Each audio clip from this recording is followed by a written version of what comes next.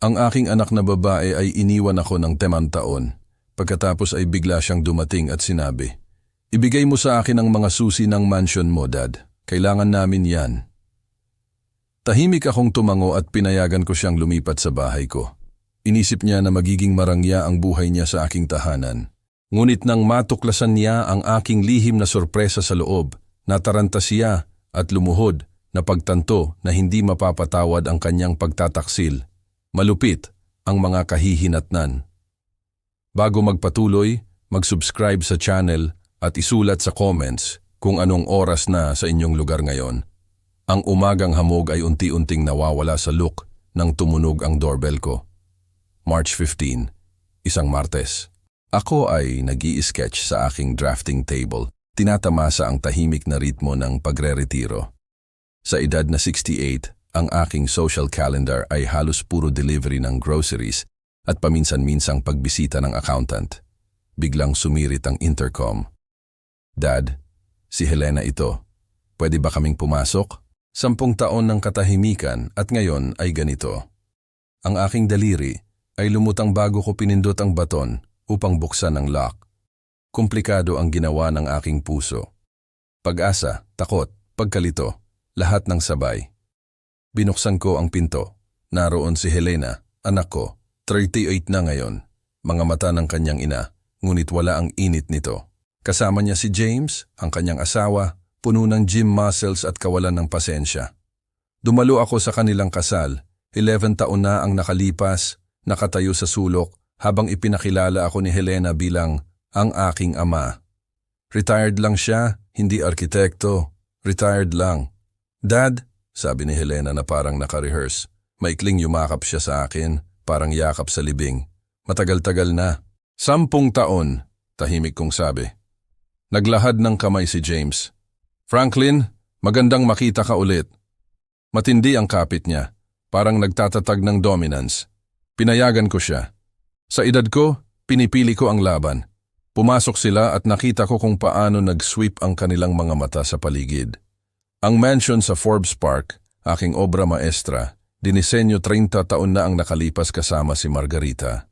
Mahigit 4,000 square meters ng klasikong Filipino-Spanish na elegance, crown moldings na tumpak hanggang milimetro, bay windows na nagbibigay tanaw sa Manila Bay na parang painting. Ngunit hindi craftsmanship ang nakikita nila. Dollar signs ang nakikita nila. Nanatili ang tingin ni James sa coffered ceiling. Ang mga daliri ni Helena ay humahaplo sa walnut banister, parang nag-a-appraise at nagkakalkula. "Maganda pa rin ang lugar," sabi ni James na parang may galit. "Malaki para sa isang tao lang." Kaya ko. Naupo kami sa sala kung saan binuksan ni Helena ang mga regalo sa Pasko nung bata pa siya, kung saan nagho-host kami ni Margarita ng mga party, kung saan ako nag-iisa ng 10 taon. Naupo si Helena sa leather sofa. Perpekto ang postura, plastic ang ngiti. "Dad, alam ko matagal na, 10 taon, ulit ko. Mahalaga ang facts sa arkitektura. Dapat din sa pamilya." Kumurap siya. "Oo, pasensya na. Nagiging komplikado ang buhay." "Komplikado?" Naisip ko ang mga sulat na ibinalik na hindi binuksan. Mga tawag sa voicemail. Ang atake sa puso ko, 2 taon na ang nakalipas. Nakahiga sa ospital habang nakatingin sa pinto. Ngunit hindi ko sinabi, "Yon, hindi pa." Lumapit si James. "Franklin, pag-usapan natin ang bahay na to. Hindi, na-miss ka namin. Hindi, balik tayo sa isa't isa. Ang bahay lang." "Anong tungkol dito?" Biglang namula ang mga mata ni Helena ng luha. Napaka-realistic. "Dad, alam ko parang masama, pero nahihirapan kami. Financial problem. Hindi na gumana ang negosyo ni James. Nahihirapan talaga kami." At nahirapan ang boses niya. Naisip ko si Margarita. Kung paano niya gustong maging pamilya ulit kami. Ginamit si Margarita. Estratehiya. Patay na ang asawa ko ng 10 taon. Ngayon ay tinawag bilang saksi. "Gusto ni Mommy na maging pamilya ulit tayo," sabi ko tahimik. Tumayo si James, naglalakad-lakad. "Ang punto, Franklin, hindi mo kailangan ang laki na to. Sayang ang resources, pamilya resources. Isa ka lang, nag-iikot-ikot sa 6 na kwarto habang halos hindi na namin makayanan ang apartment namin. Gusto ninyong ibenta ko? Gusto naming maging practical ka, sabi ni James. Ang property na to ay nagkakahalaga ng daan-daang milyong piso pa. Sayang ang pera rito, pera na makakatulong sa anak mo. Hinawakan ni Helena ang kamay ko, malamig ang daliri. Dad, hindi ako magtatanong kung hindi kami desperate. Kailangan naming i-transfer sa amin ang bahay. Kami ang bahala sa pagbenta. Makakahanap ka ng magandang kondo, manageable. Aalagaan ka namin. Ang kawalang hiyaan ay parang sampal. Dumating sila pagkatapos ng 10 taon at sa loob ng 15 minuto ay hinihingi na ang aking tahanan, ang bahay na dinisenyo ko, kung saan namatay si Margarita, ang huling koneksyon ko sa buhay na itinayo namin. Dapat ko silang pinalayas ngunit may malamig na nanirahan sa dibdib ko. Itinulak ang sakit at pag-asa. Tiningnan ko si Helena, talagang tiningnan. Mga kalkuladong luha yon. Ang pag-aalala na hindi umabot sa mata. Sa likod niya, mga larawan sa mantel. Kami ni Margarita sa aming kasal. Si Helena bilang baby. Tayong 3 bago pa matapos ang bahay na to. Nawala na ang dating Helena. Baka hindi na talaga umiral. Kailangan kong pag-isipan, sabi ko. Nanigas ang panga ni James. Anong ipag-iisipan? Hindi mo ginagamit ang space. Kailangan namin ng tulong. Ama ka niya. Sabi ko kailangan kong pag-isipan. Tahimik ang boses ko, ngunit may huminto kay James. Siyempre, Dad. Maglaan ng oras. Desperado lang talaga kami. Araw-araw tumatawag ang creditors. Baka mawala lahat sa amin. Lahat maliban sa pride mo, sabi ko. Nanigas ang kamay niya. Hindi patas yun. Tumayo ako, bigla akong pagod. Pag-iisipan ko, tawagan mo ako bukas. Nagkatinginan sila. Pagkabigo, inis, katiyakan. Akala nila hawak na nila ako. Ang mag-isang matandang lalaki ay susuko para sa konting atensyon ng anak. Hinatid ko sila sa pinto. Kinampal ni James ang balikat ko. Tama ang ginagawa mo, Franklin. Pamilya ang nag-aalaga sa pamilya, di ba? Tama. Mula sa bintana, pinanood ko silang sumakay sa kanilang kotse na hindi nila kayang bayaran at umalis. Bago pa makarating sa kanto, nasa phone na si Helena. Malamang nag-e-expense na ng pera ko. Matagal akong nanatili roon pagkaalis nila. Bumalik ang hamog, tinakpan ang view. Tahimik ang bahay. 10 taon ng tahimik. Pero iba ito. Tahimik bago masira ang isang bagay o bago masira ang isang tao. Pumunta ako sa study ko. Kinuha ang isang folder. Mga kopya ng mga sulat na ipinadala ko kay Helena sa mga nakaraang taon. Birthday cards, Christmas cards, ang isa mula sa ospital, sinulat ng nanginginig ang kamay. Nagka-heart attack ako. Okay na ako ngayon. Miss Kita. Walang sagot. Inilagay ko ang folder at kinuha ang phone. William Santos, real estate attorney na nakatrabaho ko sa mga commercial projects noon. Mabuting tao. Maingat. Creative kung kailangan. 3 ring. William, si Franklin Santos ito. May pag-uusapan tayo. May oras ka ba this week? Siyempre. Anong tungkol? Tiningnan ko ang paligid ng bahay ko, ang mga dingding na dinisenyo ko, ang buhay na itinayo ko kasama si Margarita. Lahat na gustong kunin ni Helena. Protektahan ang asset, sabi ko. Napakahalagang asset. Pagkaalis nila, nagbuhos ako ng 2 shot ng whiskey. Ang bote na binuksan namin ni Margarita sa aming 40th anniversary, 5 buwan bago ang diagnosis.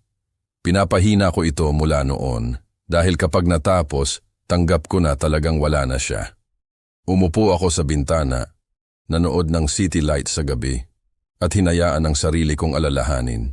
10 taon na ang nakalipas, halos sa parehong petsa, libing ni Margarita, maganda sa paraang minsan ay maganda ang mga kakilakilabot na bagay. Spring flowers kahit saan, lahat nagsasabi ng tamang salita. Naroon si Helena, maayos ang damit, maayos ang luha, hawak ang braso ko, perpektong devoted daughter. Ngunit naramdaman ko ang distansya, ang lamig sa ilalim. 1 linggo pagkatapos dumating siya sa bahay. Nagpasalamat ako, akala ko magkikwentuhan kami sa pagdadalamhati. Nagtimpla ako ng kape, inilabas ang mga pastry na paborito ni Margarita mula sa bakery. Naupo si Helena sa parehong sofa. Dad, pag-usapan natin ang estate. Kumurap ako naguguluhan. Estate. Walang will si Margarita. Jointly owned namin lahat. Akin na lahat ngayon. Yan ang problema. Efficient ang boses ni Helena. Brutal. Malaki masyado ang bahay para sa isa. Astronomical ang maintenance. Dapat ibenta, iliquidate, hatiin ang proceeds. Gusto ni Mommy na alagaan ako. Ipinaliwanag ko na higit pa sa real estate ang bahay na to. Pangarap ni Margarita na naging konkreto. Dinisenyo namin ng magkasama. Pinili ang bawat tile, fixture. Tugma ang kusina sa gusto niya. May mga rosas niya sa hardin. Ang pagbenta ay parang mawawala siya ulit. Nanigas ang mukha ni Helena. Kaya pinipili mo ang gusali kaysa sa anak mo. Pinipili ko ang alaala ng iyong ina. Kung ganon, malinaw na ang priorities mo. Kinuha niya ang bag. Sa pinto, tumalikod siya. Sige, itago mo ang mahalagang bahay mo. Itago mo ang memories mo. Pero huwag mong asahan na manonood ako habang nagdadalamhati ka. Kailangan ko ng amang nagmamalasakit sa future ko, hindi sa nakaraan. Isinara ang pinto. Huling beses na nakita ko siya hanggang ngayon. Sinubukan ko pa rin. Mga sulat buwan-buwan sa una. Nagkukwento tungkol sa araw ko. Nagtatanong tungkol sa kanya. Umaabot sa kawalan.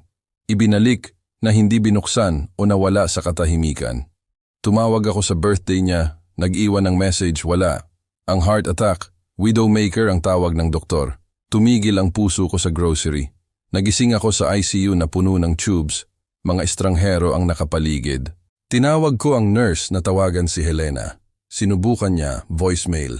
Hindi siya dumating. 3 araw doon. Ang tanging bisita ko ay si William Santos. Dumating dahil narinig niya mula sa colleague.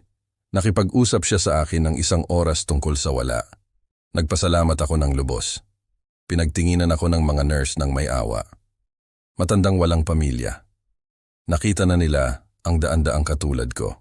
Pagka-uwi ko, nagpadala ako ng sulat kay Helena. Maikli.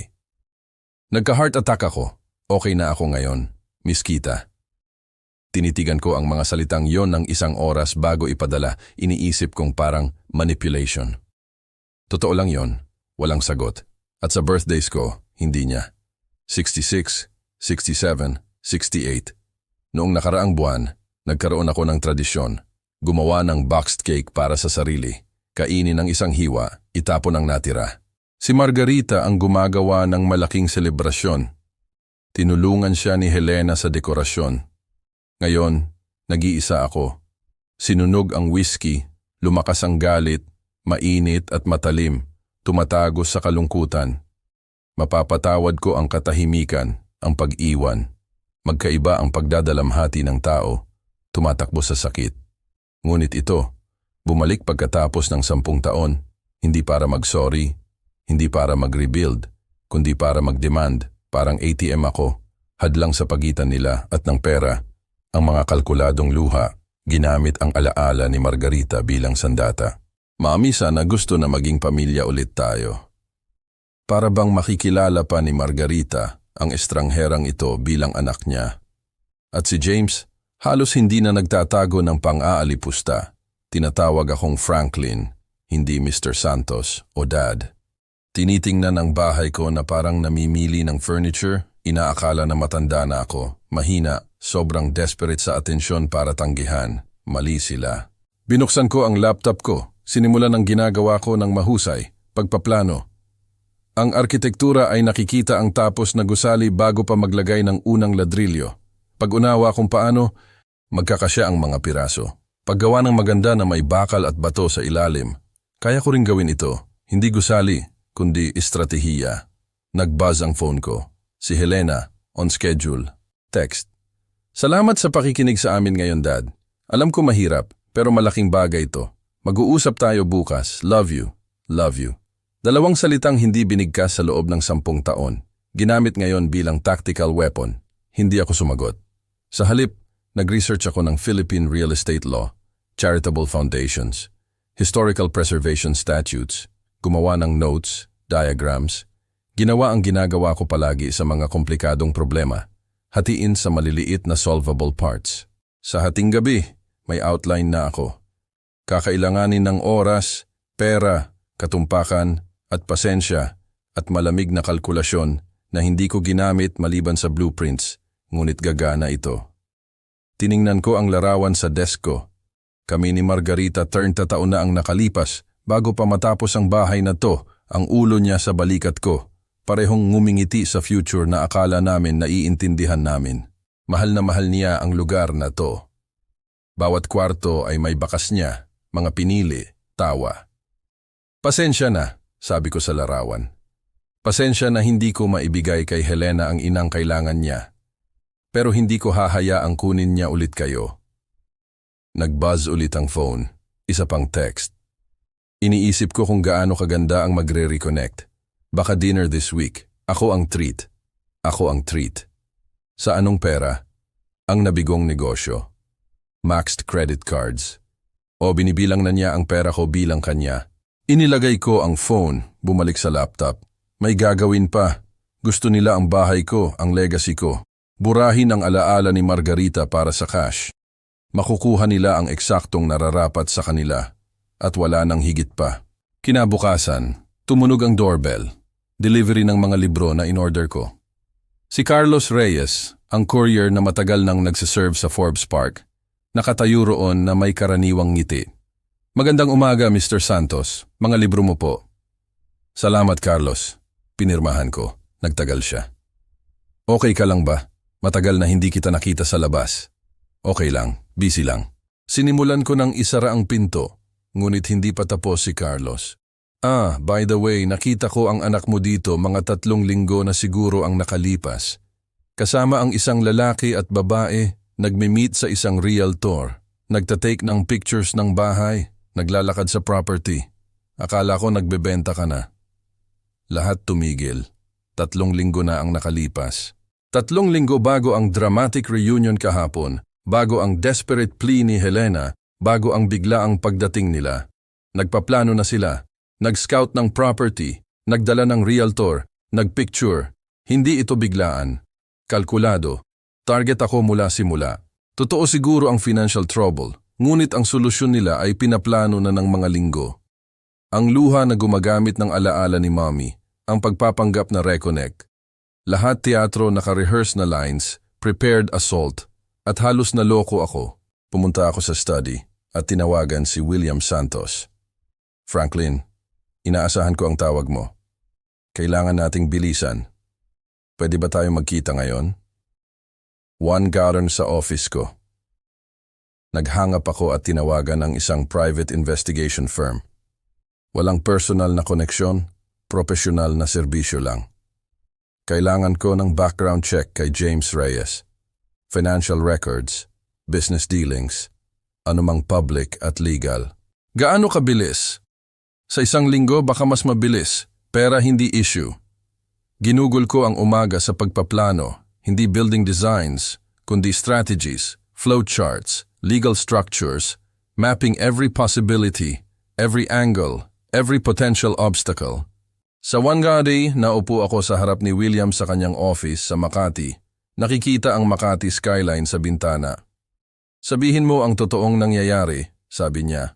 Sinabi ko lahat. Ang pagbisita ni Helena, ang demands, ang 10 taon ng katahimikan, ang revelation ni Carlos. Nakinig si William ng walang pagputol. Gusto mong protektahan ang bahay, sabi niya sa wakas. Gusto kong gawing imposible para sa kanila na kunin ito. May mga paraan. Kinuha niya ang legal pad. Historic designation muna. Ang bahay mo ay dinisenyo mo kasama si Architect Ramon Chen noong 70s, di ba? Sikat siya noon. Namatay siya 5 taon na ang nakalipas. Perfect. Magbibigay yan ng grounds para sa historic preservation. Kapag na-approve, kailangan ng City Commission approval para sa modifications. Mas mahirap i-flip. Tinapik niya ang pen. Pero yan lang ang unang layer. Ano pa? Paano kung hindi na sa'yo ang bahay para ibigay? Paano kung sa entity na kinokontrol mo pero hindi nila kayang hawakan? Trust? Mas komplikado. Charitable foundation. Ikaw ang mag-create. I-transfer ang property. May lifetime residence rights ka. May mission ang foundation. Suporta sa young architects, given your background. Ikaw ang mag-appoint ng board na pinagkakatiwalaan mo. Naupo ako ng diretsyo. At kung hihingin ni Helena na i-transfer ko ang bahay, hindi mo kayang gawin. Hindi mo na pag-aari. Sa foundation na. At ang charter ay nagbabawal sa sale nang walang unanimous board approval na hindi nila makukuha. Eksakto, ngumiti si William. Pero kailangan nating bilisan. Gaano katagal bago sila mag-push? Araw-araw tumatawag. 1 linggo, baka 2. Tapos na tayo sa 5 araw. Historic designation, foundation creation, property transfer. Magkakahalaga ng humigit kumulang 2.5 hanggang 3 million pesos sa legal fees, filing costs, administration. Naisip ko ang retirement account ko, 2.5 million, ay malaking hiwa. Ngunit ano ang pera kumpara sa pagpe-preserve ng itinayo namin ni Margarita? Gawin mo. Tumango si William at nagsimulang magsulat. Kailangan ko ng signatures sa mga 30 documents. Magkikita tayo ng notary, mag-file sa city, mag-register ng foundation. Simula na ng paralegal ko ngayon. Salamat, William. Tumingin siya. Seryoso, Franklin. Ito ba ay tungkol sa bahay o sa anak mo? Pinag-isipan ko pareho. Ang bahay ang huling piraso ng buhay ko kasama si Margarita. Pero kailangan ni Helena matutunan na may consequences ang actions. Hindi mo pwedeng iwan ang isang tao ng 10 taon at asahan na ibibigay niya ang buhay niya kapag convenient na. Fair enough. Pero tandaan mo, kapag nagawa na natin to, walang madaling balik. Sinunog ang tulay, 2 taon na ang nakalipas, sabi ko. Tinatanggap ko na lang ngayon. Pag-alis sa office ni William, nag-buzz ang phone ko. Si Helena. Hi Dad. Just checking in. Napag-isipan mo na ba? Excited na kaming mag-start fresh. Pwede ba tayong mag-usap this weekend? Tinitigan ko ang message. Start fresh. Para bang mabubura ang 10 taon sa maginhawang salita. Hindi ako sumagot. Sa halip, nag-drive ako pa uwi. Ang isip ko ay nasa susunod na phase na. Gusto nila ang bahay ko. Akala nila desperate ako sa atensyon nila para ibigay ko kahit ano. Malapit na silang matuto kung gaano sila mali. Dumating ang investigation report 6 na araw pagkatapos. Nasa Manila envelope. Binasa ko ng 2 beses. Ang kape ko ay lumamig. Si James Reyes, 42, owner ng Harris Ventures LLC, nag-file ng bankruptcy 4 na buwan na ang nakalipas. Personal debts na mahigit 10 milyong piso, karamihan gambling losses, casino records, credit card statements, declined loan applications. 3 beses nag-apply sina Helena at James para sa refinancing sa nakaraang taon. Lahat rejected. Ang kotse nila ay leased, 2 buwan atrasado. May eviction notice sa apartment nila 30 araw na ang nakalipas. Hindi lang trouble, nalulunod sila. At ang bahay ko ang life raft nila. Inilagay ko ang report at tiningnan ang hardin na itinanim ni Margarita. Namumulaklak pa rin ang mga rosas niya, inaalagaan ng landscaping service na pinanatili ko sa lahat ng taon. Naisip ko ang kasal ni Helena 11 taon na ang nakalipas. Ako ang nagbayad ng kalahati. 1.5 milyong piso na ipon namin ni Margarita. Kahit noon ay malayo na si Helena, ipinakilala ako bilang ang ama ko. Retired lang. Nahihiya siya sa akin. Ang successful architect ay hindi sapat na successful para sa bagong buhay niya. Nang magkasakit si Margarita, 2 beses lang bumisita si Helena. Parehong beses ay nasa phone siya, karamihan, lumalabas para sa important calls. Sa libing, maganda ang iyak niya. Ngunit 1 linggo pagkatapos, nagdemand na ibenta ko ang bahay. Mabilis na natuyo ang mga luha na yon. Gusto ni Mami na alagaan ako, sabi niya. Ano ang gusto ni Margarita ay magkaroon ng kaluluwa ang anak niya. Nagring ang phone ko. Si Helena ulit. Iniiwasan ko ang mga tawag niya sa buong linggo. Nagpapadala lang ng maikling texts. Pinag-iisipan ko pa, kailangan ko ng oras. Ngunit nagiging impatient na siya. Sinagot ko, Dad, finally, nag-aalala na ako. Okay lang ako, Helena. Busy lang. Busy sa ano? Retired ka na ah. May gilid na sa boses niya. Nauubos na ang performance. Retired hindi ibig sabihin nakaupo lang. Right. Listen, kailangan nating tapusin to. Nakahanap na kami ni James ng magandang 1-bedroom para sa iyo sa Quezon City. 180,000 piso lang sa 1 buwan. Pwede kaming tumulong sa paglipat this weekend. This weekend? Oo, mas mabilis tayong mag-move forward. Sabi ko kailangan ko ng oras, Helena. Malaking desisyon to. Nanigas ang boses niya. Hindi naman ganun kalaki, Dad. Isa ka lang sa 6 na kwarto. Ridiculous. At desperate kami. Wala ka bang pakialam sa anak mo? Ang manipulation ay on schedule. May pakialam ako, sabi ko. Kaya gusto kong maging maingat. Maingat? Anong iingatan? Pamilya tayo. Tinutulungan mo kami. Tinutulungan ka namin. Ganun dapat. Ganun ba? Nasaan ang pamilya nang nasa ospital ako? Tahimik. Hindi patas yun. Hindi namin alam. Nagpadala ako ng sulat mula sa ospital. Walang sagot. Nagkagulo lang. Siyempre, nagkakagulo kapag kailangan mong maging komplikado. Malamig ang boses ko. Hindi ba? Huwag mo nang simulan to. Nandito na kami ngayon, sinusubukang mag-reconnect. Nandito kayo dahil kailangan ninyo ng pera.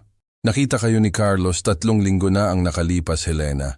Ikaw, si James, at isang babae na nagme-meet sa realtor, nagpipicture ng bahay ko, nagpaplano bago pa kayo kumatok. Humaba ang katahimikan.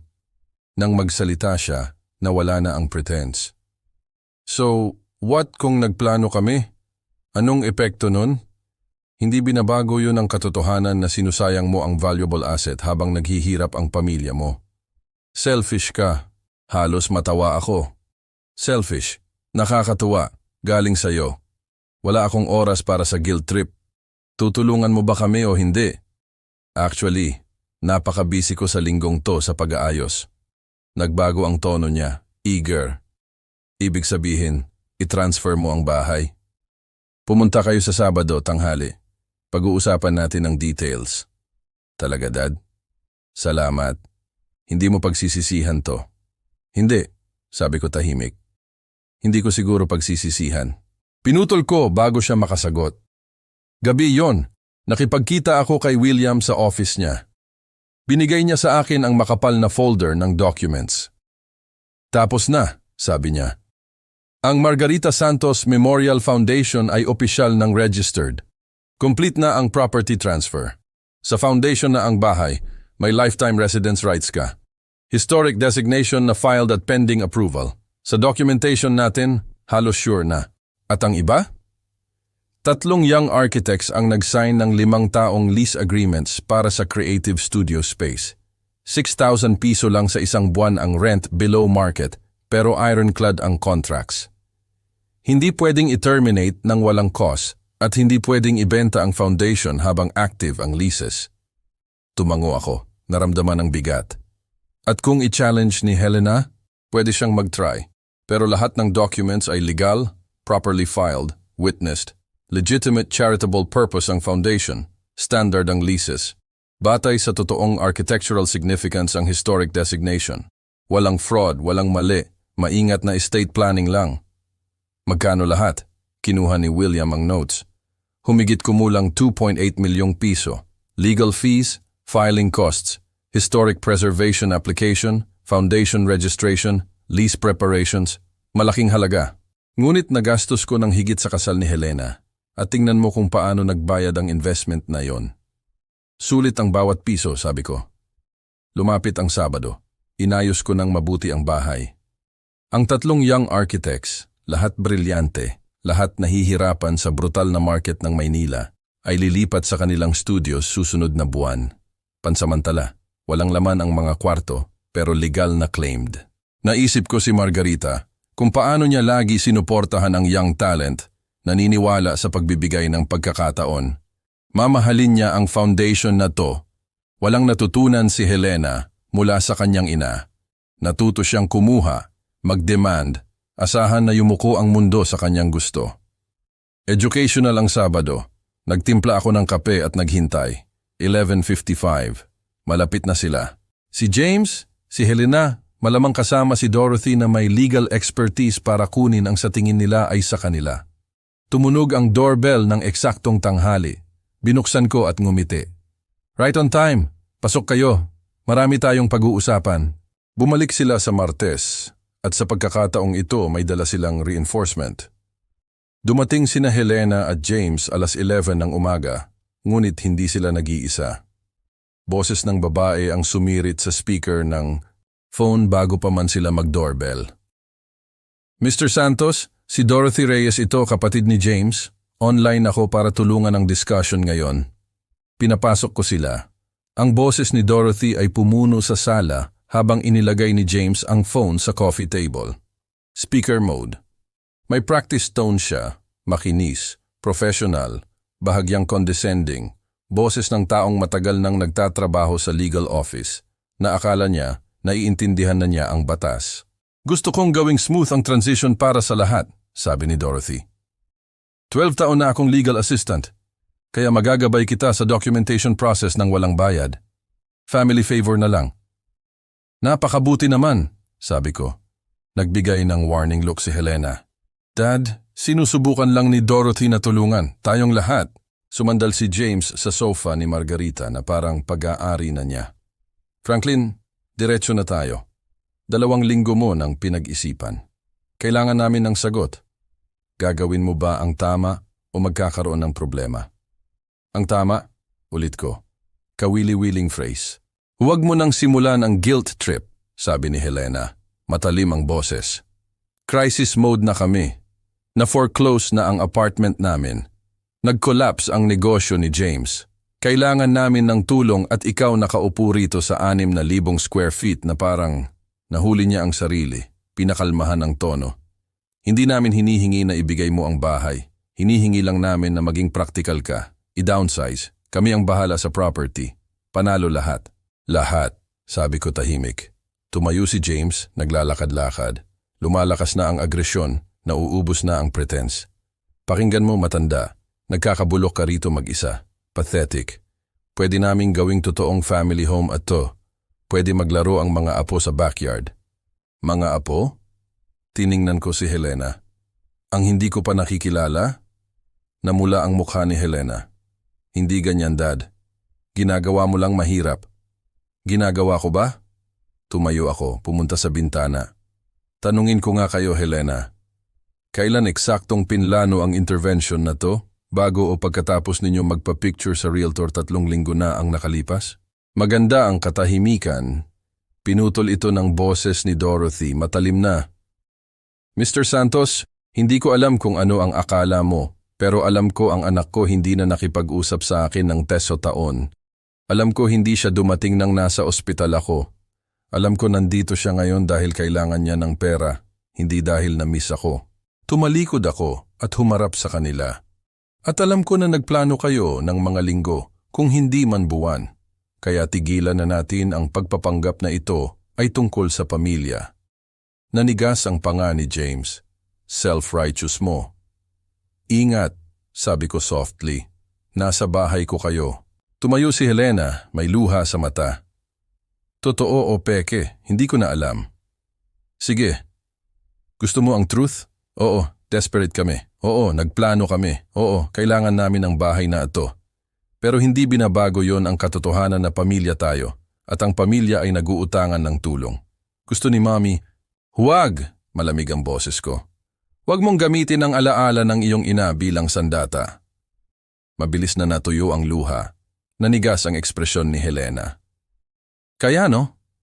Tumingin ako sa kanya ng matagal, sa estrangherang ito na may mukha ng anak ko, nagsasalita ng mga salita ng anak ko, pero walang laman ang taong pinalaki ko. Hindi, sabi ko sa wakas. Bibigyan ko kayo ng 1 linggo. Nagningning ang mata ni James. Para i-transfer ang bahay, para makahanap kayo ng ibang matitirhan. Dahil pagkatapos ng 1 linggo, pipirmahan ko na ang deed. At pagkatapos niyan, mas komplikado na ang sitwasyon. Nagningning ang mata ni Helena sa tagumpay. Dad, salamat. Hindi mo pagsisisihan. Nagsisisi na ako, sabi ko. Pero ang 1 linggo ay nagbibigay sa inyo ng oras para mag-empake, maghanap ng rental, ayusin ang mga gamit ninyo. Nag-ingat na ang boses ni Dorothy sa speaker. Mr. Santos, pag-usapan natin ang transfer documents. Pwede kong ihanda lahat, siguraduhin na legal at binding. May sarili akong attorney, sabi ko.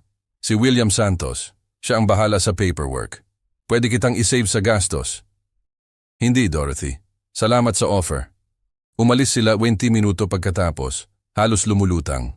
Pinanood ko mula sa bintana habang sumasakay sila sa kotse nila, nagdiriwang na. Si Helena sa phone agad, malamang tinatawagan ang mga kaibigan, sinasabi ang bagong mansion nila. Naghintay ako hanggang sa makaliko sila. Kinuha ko ang phone at tinawagan si William. Oras na, sabi ko. Kinagat nila ang pain. 1 linggo tayo. Tatawagan ko ang lahat, sagot ni William. Historic preservation. Tawagan si Cheryl sa commission. Inaasahan ka na niya. At ang foundation. Handa na si Frederick sa notary documents. Magfi-file bukas. Franklin, sabi ni William. Naririnig ko ang ngiti sa boses niya. Sigurado ka ba? Naisip ko ang mukha ni Helena nang gamitin niya si Margarita, ang kalkuladong luha, ang mercenary glint sa mata nang sabihin kong pipirmahan ko ang deed. Hindi pa ako nakakasiguro ng ganito sa buhay ko, sabi ko. Nag-hang up ako at naglakad sa bahay ko, ang magandang bahay ko. Bawat sulok puno ng bakas ni Margarita, mga pinili niya, pagmamahal. Sa 1 linggo, pag-aari na ito ng foundation, ng layunin, ng isang bagay na mahalaga. Gusto ni Helena ang bahay. Makukuha niya ito, hindi lang sa paraang inaasahan niya. Ang susunod na 7 araw ay gumalaw ng may surgical precision. Araw 1, nag-file si William ng Historic Preservation Application kasama si Cheryl sa San Francisco Historic Preservation Commission. Ngayon ay katumbas sa Philippine context, National Historical Commission of the Philippines at Local Heritage Office sa Makati. Kwalipikado ang bahay. Dinisenyo ko kasama si Architect Ramon Chen noong 70s at may dokumentasyon ang gawa ni Ramon. Fast track ang review ni Cheryl. Araw 2, nag-witness si Frederick, ang notary, sa signature ko sa foundation documents. Opisyal nang umiiral ang Margarita Santos Memorial Foundation, ang misyon. Suporta sa emerging architects sa pamamagitan ng grants, mentorship at housing assistance. Ang primary asset, ang bahay ko. Araw 3, nakipagkita ako sa 3 young architects, may talento, nahihirapan sa market ng Maynila. Nag-offer ako ng creative studio space sa bahay ko, 5 taong leases sa 6,000 piso bawat buwan. Halos umiyak sila sa pasasalamat. Nag-sign sila ng hapong yon. Araw 4 at 5, nag-circulate ang paperwork. Dumating ang approval ng historic designation pending final commission vote pero sigurado na kay Cheryl. Registered na ang foundation. Notarized, witnessed, filed, recorded ang property transfer documents at lease agreements. Araw 6, inilipat ko ang personal belongings ko sa 1 kwarto lang. Lilipat ang young architects susunod na buwan, pero gusto kong ready lahat. Pinanatili ko ang larawan ni Margarita sa desk ko. Lahat ng iba ay inilagay sa storage. Araw 7, Sabado, moving day. Nakaupo ako sa front porch ng tanghali na may maliit na kahon, ilang damit, ilang libro, laptop, ang essentials. Dumating ang moving truck ni Helena sa 12:03. Lumabas sila ni James, sinundan ni Dorothy. Hindi na disembodied voice kundi solidong babae na mid-40s na matalim ang mata at may leather folder. Dad, tumakbo si Helena at niyakap ako ng totoo. Hindi ako makapaniwala na ginagawa natin to. Salamat ng marami. Welcome, sabi ko. At totoo ang ibig sabihin ko. Si James ay tinitingnan na ang bahay na parang buyer sa auction. Magiging amazing to pagkatapos ng renovations. Baka giba natin yung wall na yon. Baka gusto mong suriin muna ang paperwork, sabi ko mildly. Si Dorothy ay nauna sa kanila. Binuksan niya ang envelope, nag-scan sa unang page. Mula confident hanggang confused hanggang maputla ang mukha niya sa loob ng 10 segundo. Hindi ito. Tumingin siya. Mr. Santos, lease agreement to. Oo, lease, hindi deed transfer. Rental lease ng 12 buwan sa 270,000 piso bawat buwan. Katumbas ng below market rate para sa high-end mansion sa Forbes Park. Kinuha ni James ang papeles. Ano to? Hindi ito ang napag-usapan. Sabi ko pipirmahan ko ang bahay. Ginawa ko. Sa Margarita Santos Memorial Foundation na. Sumang-ayon ang board na i-rent sa inyo sa below market rate. Namutla si Helena. Anong sinasabi mo? Baliw to. Hindi mo pwedeng gawin. Kaya ko. Ginawa ko. Itinuro ko ang documents. Lahat legal. Pag-aari na ng foundation ng bahay. May lifetime residence rights ako. May 1-year lease kayo. Si William Santos ang nag-draft. May historic designation pending. May existing lease agreements. 3 creative studios. Ginagawa nitong commercial property na may sitting tenants. Oo, 3 young architects. Napakatalino. Lilipat sila susunod na buwan. Magsha-share kayo ng common spaces. Kusina, sala. Equal access ang nakasaad sa lease. Namula ang mukha ni James. Sinusubukan mo kaming dayain. Magsuway kami. Dadalhin kita sa korte. At legal lahat. Documented lahat. Registered ang foundation. Approved ang historic designation. Valid contracts ang tenant leases. Maingat na ginawa ni William. Kinuha ko ang kahon ko. Nasa kusina ang mga susi. Due ang first month's rent sa ika-15. Nasa lease packet ang account info. Hinawakan ni Helena ang braso ko. Dad, hintayin mo. Hindi namin kayang bayaran ang 270,000 sa isang buwan. Broke kami. Kung ganon, maghanap kayo ng mas mura o tanggapin ang lease terms at ayusin ninyo. Desisyon ninyo. Blackmail to. Hindi, sabi ko tahimik. Consequences to.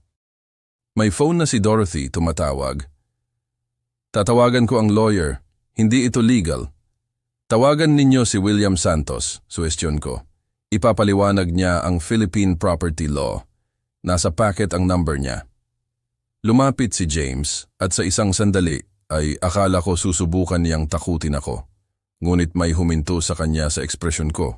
Baka naintindihan na niya na hindi ako ang mahinang matanda na inakala niya. Pinlano mo to, sabi niya. Mula simula, nagsiset up ka na ng trap. Actually, hindi. Noong una kayong dumating, pinag-iisipan ko pa.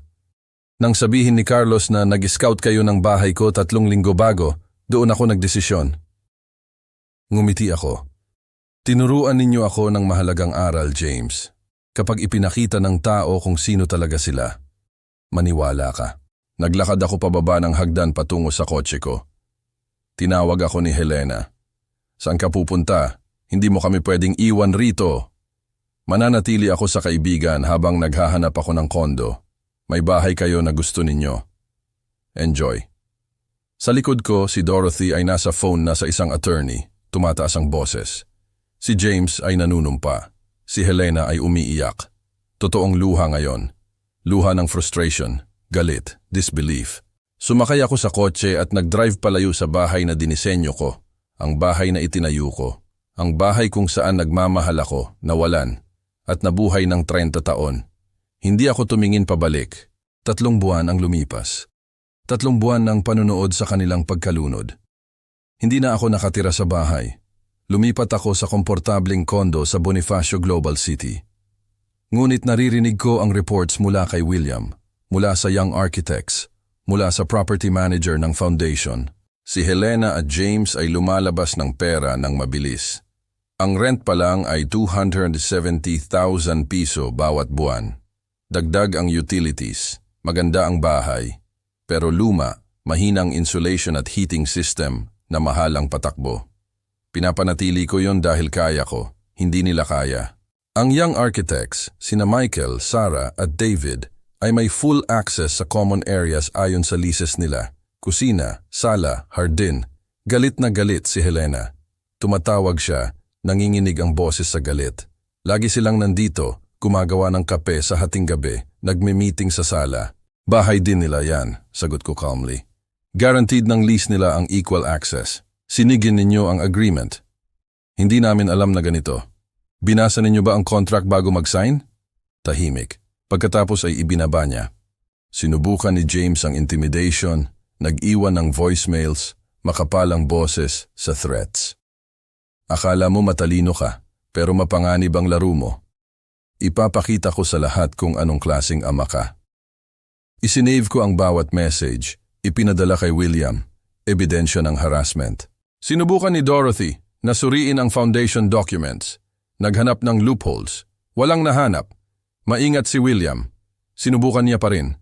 Nag-file ng complaint tungkol sa tax-exempt status ng foundation. 2 linggo ang investigasyon. Concluded na fully compliant kami. Sinubukan niyang i-revoke ang historic designation. Tinanggihan ng komisyon ng unanimous. Bawat pagkabigo ay nagkakahalaga ng pera na wala sila.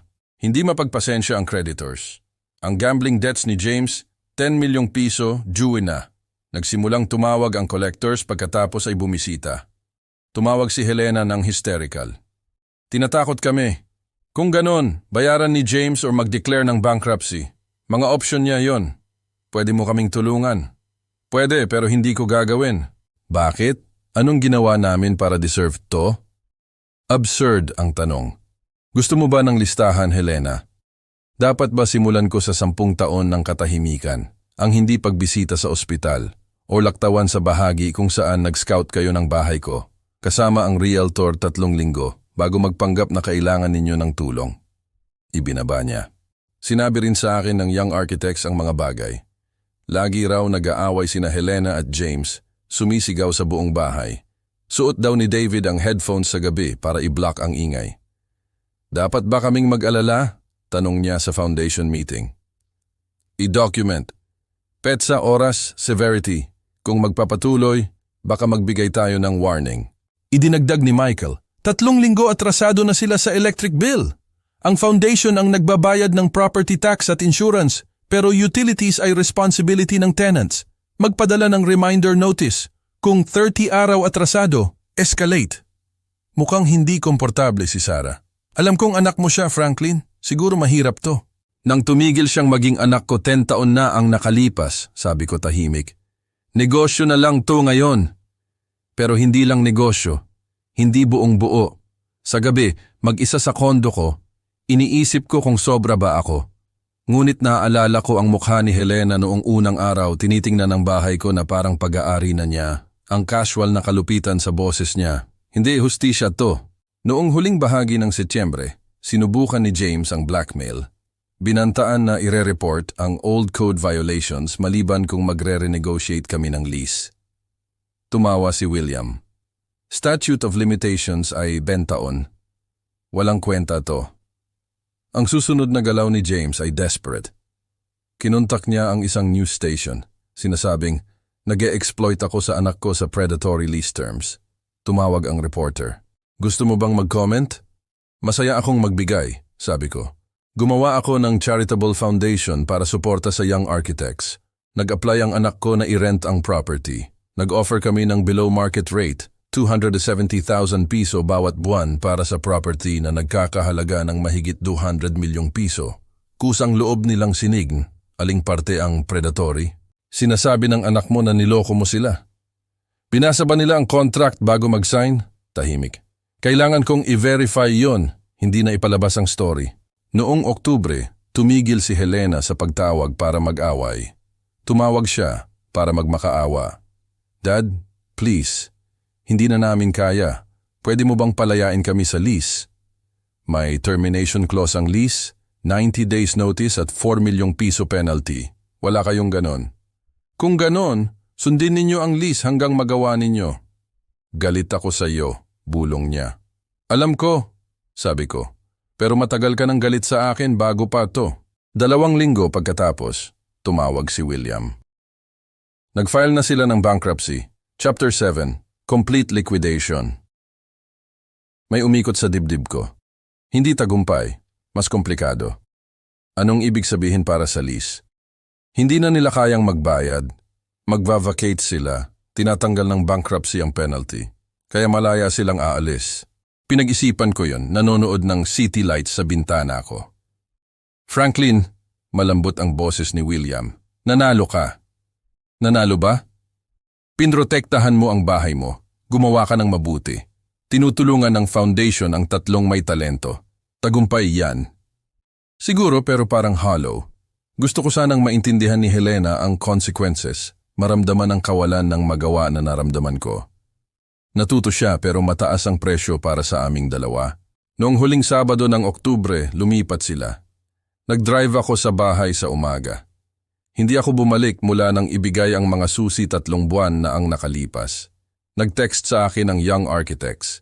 Naglo-load sina Helena at James ng truck. Gusto ko bang naroon? Gusto ko. Nagpark ako sa kabilang kalsada at pinanood silang magdala ng mga kahon. Payat at pagod na si Helena. May defeated slouch si James na wala ang dating agresyon. Naroon din si Dorothy, nagdidirekta sa movers ng may grim efficiency. Naghintay ako hanggang halos puno na ang truck. Lumabas ako ng kotse at tumawid. Si Helena ang unang nakakita sa akin. Gumuho ang mukha niya. Dumating para magmalaki, sabi ni James. Walang threat sa boses niya, pagod lang. Hindi, sabi ko. Dumating ako para magpaalam. Tumawa si Helena pero broken, may hysteria. Paalam pagkatapos ng lahat ng ginawa mo sa amin. Pagkatapos ng lahat ng ginawa ko. Pinanatili ko ang antas ng boses. Linawin natin kung ano ang nangyari. Nawala ka sa buhay ko ng 10 taon. Hindi mo sinagot ang mga sulat, tawag. Hindi ka dumating nang nasa ospital ako. Bumalik ka lang nang kailangan mo ng pera. Nag-scout ka ng bahay ko kasama ang realtor bago ka kumatok.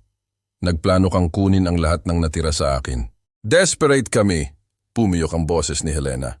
Nabigo ang negosyo ni James, nawala lahat, kailangan namin ng tulong. Kailangan ninyo ng pera, pagtatama ko.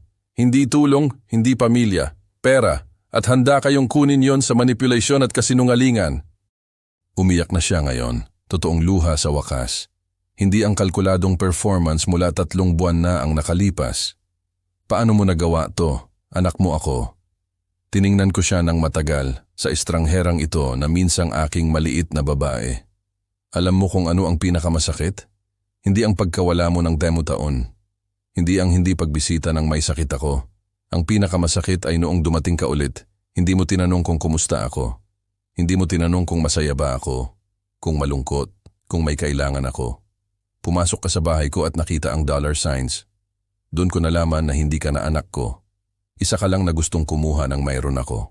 Lumapit si James, pero walang threat, pagod lang. Kaya revenge to, sinira mo ang buhay namin para magturo ng leksyon. Hindi, sabi ko tahimik. Consequence to. Gusto mong gamitin ang tahanan ko bilang asset na pwedeng i-exploit. Ginamit ko rin ito bilang asset na ipinrotektahan. Ang foundation, leases, historic designation, lahat legal. Lahat patas. May pagkakataon kayong umalis. Pinili ninyong manatili at lumaban. Natalo kayo. Nagsalita si Dorothy, tahimik hanggang ngayon. Anong tungkol sa bankruptcy penalty, ang 4 milyon? Tinatanggal ng bankruptcy niyon, sabi ko. Walang utang kayo. Nagpakita ng pagkalito ang mukha ni Helena. Bakit? Bakit mo papayagan yon? Dahil sa kabila ng lahat, hindi ako malupit. Tiningnan ko si Helena. Tumigil lang akong maging convenient.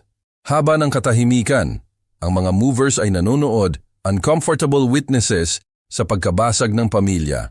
Sa wakas, bulong ni Helena, ano nang mangyayari sa bahay ngayon? Magpapatuloy ang foundation sa layunin nito. 3 young architects ang maninirahan at magtatrabaho rito. Pagpapalakas ng skills nila. Sa kalaunan, palalakihin natin ang program. Higit pang studios, higit pang residents. Ang Margarita Santos Memorial Foundation ay tutulong sa mga may talento na nangangailangan ng suporta. Mom, pumiyok ang boses ni Helena. Pinangalanan mo kay Mommy. Lagi siyang naniniwala sa pagtulong sa young talent, sa pagbibigay ng pagkakataon. Tumigil ako. Madidisappoint siya sa kung ano ka na, pero mamahalin niya ang ginagawa ng foundation. Mas mabilis ang pagtulo ng luha ni Helena. Pasensya na, sobrang pasensya na.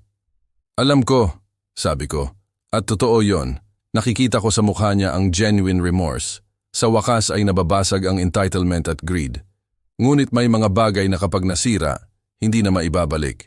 Pero ang sorry ay hindi nagbabago sa ginawa mo. Hindi nito binubura ang 10 taon ng katahimikan. Hindi nito na ibabalik ang trust na sinira. Hinila ni James ang braso ni Helena. Tara na, kailangan nating tapusin ang paglo-load. Hintay, sabi ni Helena. Tumingin siya sa akin, may desperation sa mata. May paraan ba na pwede pa tayong... Wala, sabi ko gently. Hindi na. Pero anak mo ako. Anak mo ako noon. Ngayon kilala ka na lang dati. Parang sinampal siya. Ginabayan ni Dorothy si Helena patungo sa truck. Habang naglalakad palayo, tumalikod si Helena ng 1 beses pa. Talagang pasensya na, Dad. Naniwala ako, sabi ko. Pero may mga leksyon na huli na. Pinanood ko silang mag-drive palayo. Ang moving truck ay lumiko sa kanto at nawala. Pagkatapos naglakad ako patungo sa bahay ko. Ang bahay na ngayon ay sa foundation at pumasok. Ang tatlong young architects ay nasa kusina, nagluluto ng tanghalian. Tumingin sila nang pumasok ako. Okay lang ba? Tanong ni Michael. Oo, sabi ko. Okay lang lahat. Itinuro ni Sarah ang stove. Gumagawa kami ng pasta. Gusto mo ba? Ngumiti ako. Gusto ko. Kumain kami ng magkasama, nag-uusap tungkol sa projects nila, challenges, dreams. Buhay na naman ang bahay. Hindi ang buhay na naisip ko nang dinisenyo ko ito 30 taon na ang nakalipas. Hindi ang family legacy na inaasahan ko pero mabuti pa rin. Mamaya nakatayo sa hardin na itinanim ni Margarita, naisip ko ang huling salita ni Helena, ang apology, ang regret. Malupit ba ako sa hindi pagtanggap?